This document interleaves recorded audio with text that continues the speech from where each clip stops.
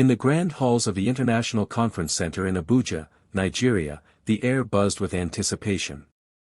Banners proclaiming "Unity through Prosperity" adorned the ceiling, their bold letters promising an African renaissance.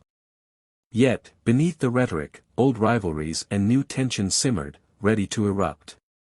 On this morning, the sun cast long shadows across the marble floors, illuminating a stage where Africa's most powerful figures gathered.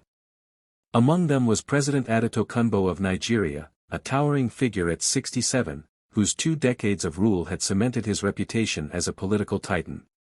His gold-trimmed agbada gleamed under the lights, and his legendary laugh, a weapon as sharp as his rhetoric, echoed through the hall. The conference, attended by delegates from 23 African nations, was a symphony of languages, French, English, Arabic, and local dialects, while cameras from CNN International, BBC Africa, France 24, and Al Jazeera captured every moment for a global audience. Then, Ibrahim Traoré entered. At 34, the president of Burkina Faso was a striking anomaly among the gray-haired statesmen. Dressed in a simple, impeccably tailored brown suit, he carried no notes, no briefcase, just an aura of quiet authority. His modest security detail trailed at a distance, a stark contrast to the entourages of his peers. Whispers rippled through the crowd. "Is that really him?" murmured the Ghanaian foreign minister. "He looks younger in person," a South African journalist typed furiously. "My son is older than this man," chuckled the Chadian president, curiosity lacing his tone.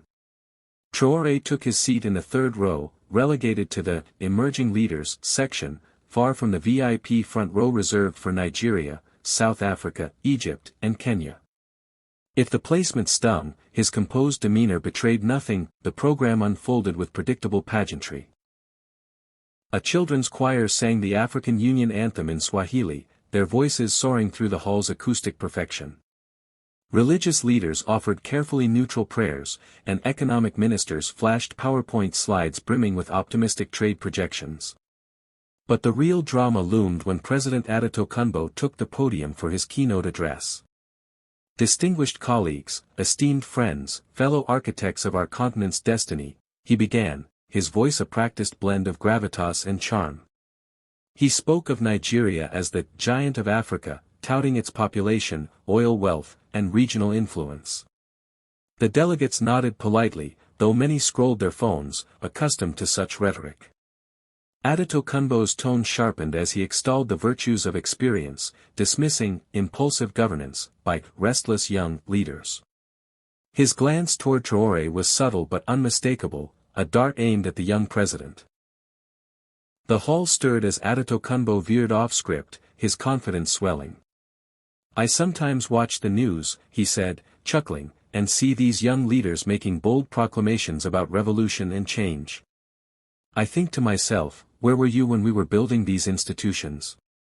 The laughter was scattered, some amused, others uneasy. He pressed on, his tone patronizing. "Leadership is not a social media campaign, my young colleagues. It's not viral videos or revolutionary slogans. It requires patience, wisdom, and the maturity that comes only with age." Camera operators zoomed in, sensing a viral moment. Adetokunbo's eyes locked onto Traoré. "Take our young friend from Burkina Faso," he said, his voice dripping with condescension. "Captain Traoré, or should I say, President Traoré." The air quotes were deliberate, and the hall fell silent. How does one prepare for presidential leadership? Through military coups? Revolutionary manifestos? Or perhaps Instagram posts about sovereignty? The room crackled with tension. Every delegate, journalist, and camera operator knew they were witnessing a rare public confrontation between two heads of state, broadcast live to millions. Adetokunbo leaned into the microphone, his tone falsely magnanimous. "I ask not to embarrass our young colleague, but because Africa deserves to know what qualifies someone to lead. Is it passion? Good intentions? Or the deep institutional knowledge that comes through years of patient service?" The question lingered, heavy and provocative, as cameras panned to Traoré, searching for a reaction, but Ibrahim Traoré did something extraordinary. He stood, his movement so calm it took seconds for the room to register. No anger, no agitation, just deliberate grace. He straightened his jacket and walked toward the podium. "I believe President Adetokunbo has asked me a direct question," he said, his voice clear without amplification. It would be disrespectful not to provide a direct answer. The hall erupted in whispers. This was unscripted, unprecedented. Adetokunbo, caught off guard, stepped back with a strained smile, gesturing for Traoré to speak. Traoré adjusted the microphone with a single motion, his gaze sweeping the room with quiet confidence. "Thank you, President Adetokunbo, for your questions," he began. "You ask about my qualifications for leadership, whether age and experience are prerequisites for understanding our people's needs. These are fair questions, and they deserve honest answers." He paused, not for drama but to gather his thoughts. "But before I answer, I have a question of my own. When you speak of experience, whose experience are we discussing? When you speak of institutional knowledge, whose institutions are we preserving? And when you speak of the complexity of governance, I wonder, complex for whom?" The shift was seismic. Traoré wasn't defending himself. He was redirecting the conversation to challenge the very foundations of African leadership. "You suggest leadership requires decades of preparation within established systems," he continued. "But some systems are not worth preserving. Some institutions were never designed to serve our people.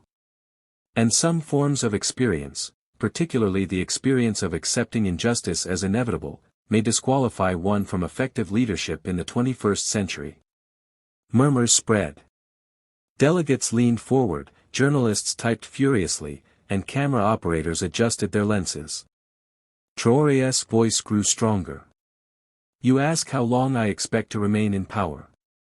I ask, how long should any leader remain if their people suffer?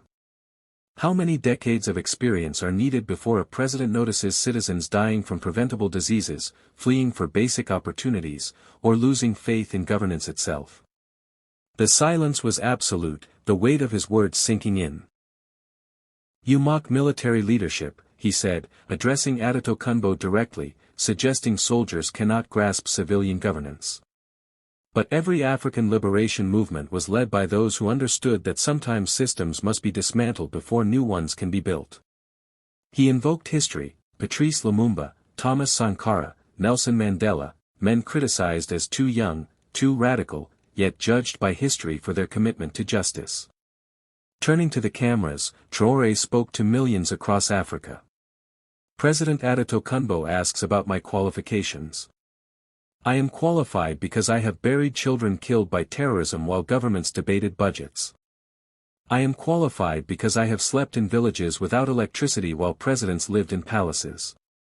I am qualified because I've listened to mothers explain why they'd risk death crossing the Mediterranean rather than stay in their homeland." His voice, steady but intense, cut through the room. "I am qualified because leadership is not about maintaining comfortable relationships with international partners who profit from African poverty. It's not about preserving systems designed to extract our wealth. And it's certainly not about using age as a shield against accountability." Delegates shifted uncomfortably, some nodded, others stared, transfixed. Traoré turned his focus to the broader system. "You speak of institutional knowledge, but what institutions? The World Bank, keeping Africa in debt. The IMF, demanding austerity that hurts our poorest. The UN Security Council, with no African permanent members. Or regional bodies like ECOWAS, which fail to prevent wars, or the African Union, issuing statements while division persists." Then, he zeroed in on Adetokunbo's Nigeria. "You govern a nation blessed with oil, population, and resources.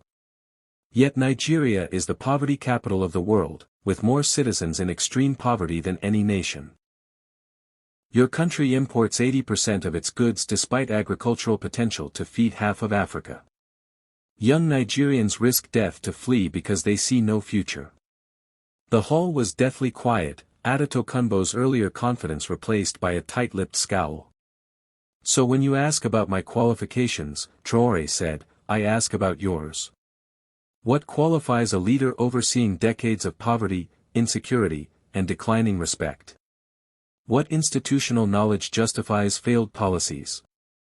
What experience is valuable if it's about maintaining power while ignoring responsibility?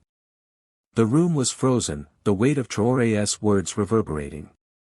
Journalists scrambled to capture every angle, knowing this moment would dominate headlines. Social media exploded with clips, hashtags like #TraoréSpeaks and #AfricaRising trending within minutes. Adato Kunbo attempted a response, but his words lacked their earlier fire, drowned out by the echo of Traoré's truth. The young president stepped away from the podium, his point made, his dignity unshaken. The conference continued, but the narrative had shifted. Across Africa and beyond,